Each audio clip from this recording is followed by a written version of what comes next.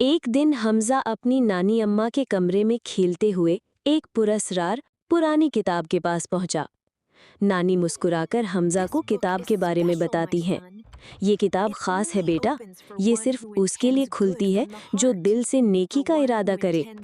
फिर हमजा जाए नमाज पर हाथ उठाकर दुआ करता है, या अल्लाह मुझे अच्छा और सच्चा इंसान बना दे।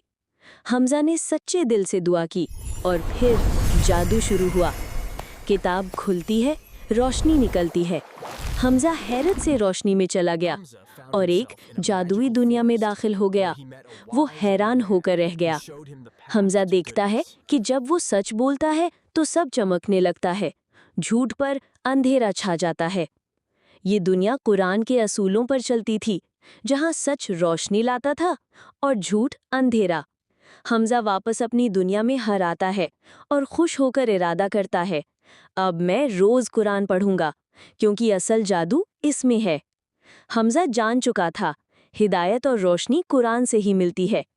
तो बच्चों, तुम भी दिल से दुआ करो और सच्चे रास्ते पर चलो, रास्ते खुद खुल जाएंगे।